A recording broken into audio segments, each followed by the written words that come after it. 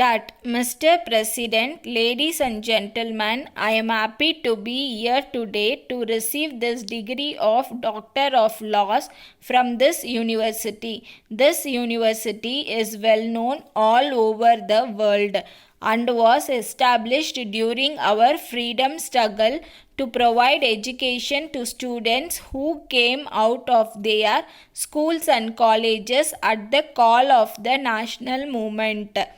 It is only natural, therefore, that every student here is proud of this university. I am now standing here before you to receive this high honor. At the same time, I have been wondering how much I really deserve it. I am sure that you wanted to honor the first servant of the Indian people, which I have the great privilege to be. At this proud moment, I would like to look back to the days of my student life. We were at schools when Gandhiji's call to leave our classes and join the freedom movement reached us. We readily responded to the call and joined the freedom movement. In course of time, staff members also joined the movement. At the height of the freedom struggle, both students and staff found themselves in prison. There were many such instances in our student life. When we came out of the prison, we resumed our education. It was an education in which ideas and actions were closely connected, and we learnt not only from the books but also from the hard facts of life. Your university is one of the youngest and most important in this country. I would like to say in this connection that our contribution to the growth of science and technology in this country is very great. Your courses of study stress the importance of knowledge.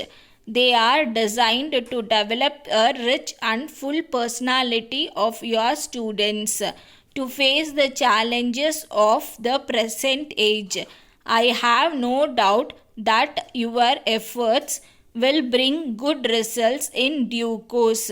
It gives me great pleasure to know that there is a proposal under consideration of your university to bring professors from different countries of the world to work in this university for a period of years.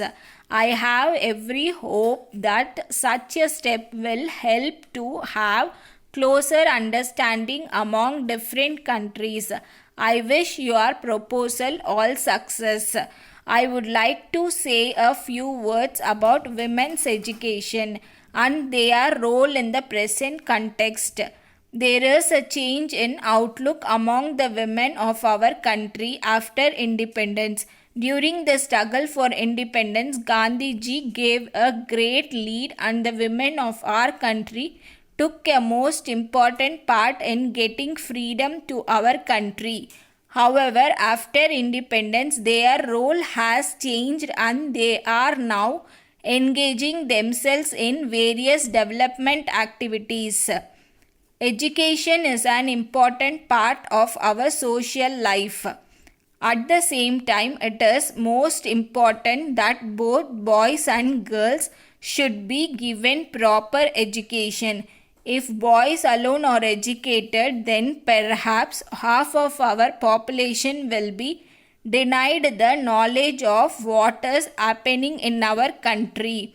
It is therefore in the fitness of things that along with the education of boys, there should be an equal opportunity for the girls to learn and qualify. I have no doubt that the girls have done better, if not in all respects, but in some respects at least. We are at the present time engaged in building up a new society in our country, where there will not be any difference between men and women. There should not be distinction of sex, caste or community. Women have to make their own contribution.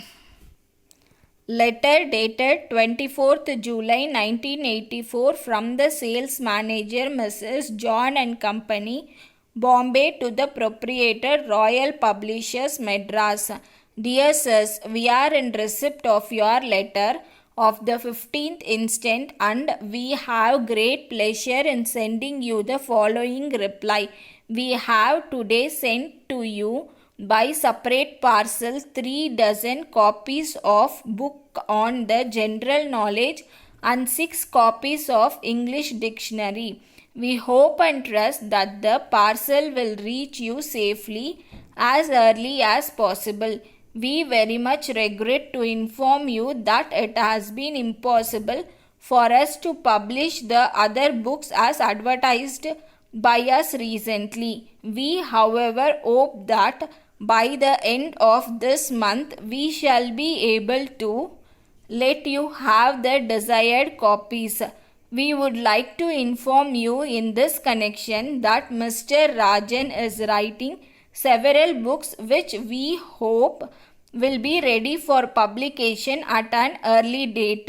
We shall be pleased to send you the particulars of these new books as soon as they are ready, most probably within 3 weeks from now.